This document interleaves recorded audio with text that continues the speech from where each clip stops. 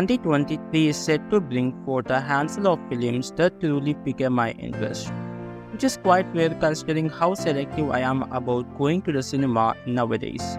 Let's kick things off with the simple fact: Wes Anderson's films are consistently visually stunning. Asteroid City is certainly no different, as it takes place in a gritty Nevada desert town, which contributes significantly to the film's aesthetics. The contrast between orange dust and the blue sky, divided by a horizon, commands attention in most scenes. Anderson's exceptional talent for composition shines through once again. Nearly every frame could be considered a work of art, and as is characteristic of his films, meticulous attention is given to every scene. Keen-eyed viewers will delight in discovering the subtle clues and intricate details sprinkled throughout. The center storyline revolves around a competition held within a town where a remarkable group of talented and delightful geeky children showcase their extraordinary scientific creations in hopes of climbing a $5,000 prize offered by the US military.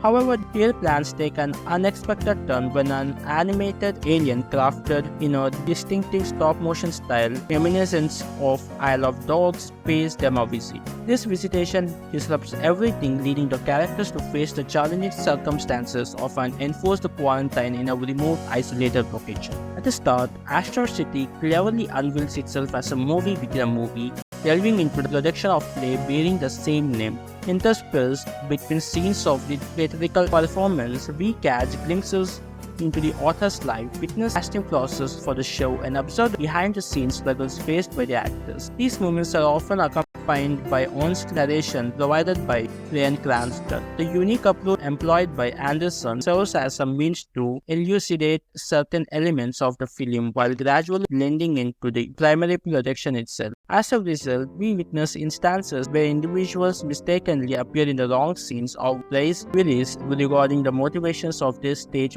personas. True to form, the film boasts an impressive ensemble cast featuring the likes of Tom Hanks, Scarlett Johansson, Edward Norton, and Jeff Goldblum, among others, but I, being a devoted Hanks enthusiast, hoped for more prominent role for film. It was Jason Schwartzman who truly captivated me. He portrays a war photographer who faced with a daunting task of informing his children about their mother's passing. Delivers a performance that skillfully combines both touching and comedic elements, leaving a lasting impression. While Asteroid City manages to hold one's interest and provide ample entertainment, the presence of numerous subplots within its universe, along with the overarching dual plot, left me pondering the true essence of the film. It did not solely revolve around an alien visit, as the science fiction aspect was never thoroughly explored. One could argue that it delved into a theme of loss, particularly considering the recurring mantra towards the conclusion. However, in the primary storylines, Schwartzman's characters swiftly moved on from his grief, and the reaction of his daughters were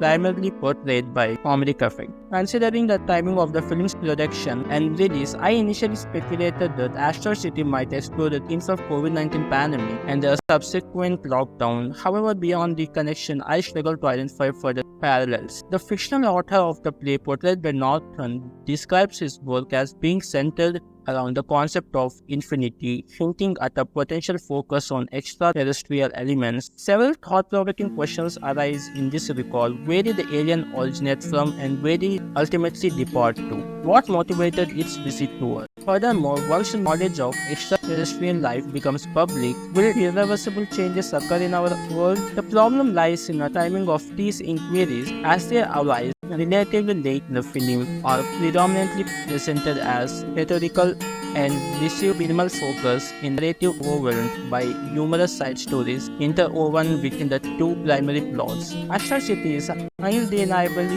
engaging, propelled forward by its visually appealing aesthetics, commendable performances, and memorable dialogues that showcase the creator's expertise in the medium. However, it constantly shifts between a multitude of characters and themes, preventing it from reaching the same level of cohesiveness and captivation as Anderson's earlier works.